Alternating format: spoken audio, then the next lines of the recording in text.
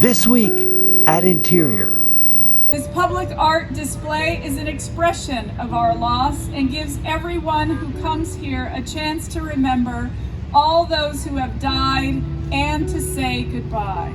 A sobering sight on the National Mall this week, nearly 680,000 small white flags, together marking the American lives lost to the COVID-19 pandemic. Each white flag on this field represents someone's loved one. Each name written down on each white flag reminds us of the families that will live the rest of their lives without them. That includes the 37 members of the Interior Department family who we tragically lost to this virus as well. The Secretary also emphasized the need to prevent more devastating deaths by doing everything we can to keep our communities healthy, including getting vaccinated. The display of flags, called In America, Remember, is the creation of artist Suzanne Brennan Furstenberg. It will remain on the National Mall through October 3rd. In a virtual ceremony this week, Secretary Haaland saluted the recipients of the 2020 and 2021 Interior Convocation Honor Awards. That's the most prestigious recognition that can be granted by the department for career accomplishments, exceptional support of the department's mission, or for heroism. As someone who grew up with a mother who dedicated 25 years to the Bureau of Indian Affairs and is no stranger to public service, I know that it takes commitment and passion to do the jobs that you all do.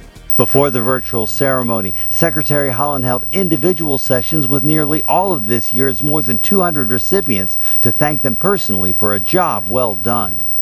Interior this week announced a plan aimed at rebuilding the Bureau of Land Management, most notably the return of the Bureau's national headquarters to Washington, D.C. The BLM's current presence in Grand Junction, Colorado, will grow and expand as the Bureau's official Western headquarters. The move follows extensive consultations with employees and tribes and meetings with local, state, and federal leaders. Secretary Haaland this week signed the Confederated Salish and Kootenai, Montana Compact passed by Congress last year. That paves the way to improving the tribe's access to water within the Flathead Reservation and restoring and protecting vital tribal resources. The Migratory Bird Conservation Commission this week cleared the way for more than $111 million in federal and partner funding to help conserve or restore nearly 177,000 acres of wetland and associated habitat across 28 states. Wetlands provide economic as well as ecological and recreational benefits, helping to protect communities from rising sea levels as a result of climate change.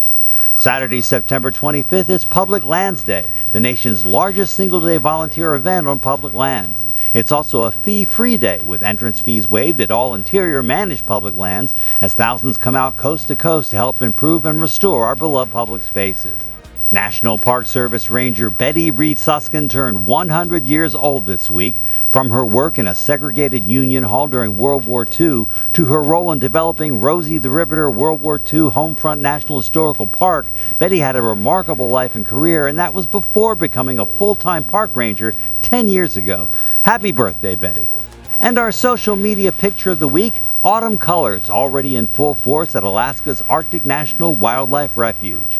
At more than 19 million acres, it's the largest national wildlife refuge in the country, home to large varieties of plant and animal species, including black, grizzly, and polar bears, wolves, caribou, eagles, and several species of migratory birds.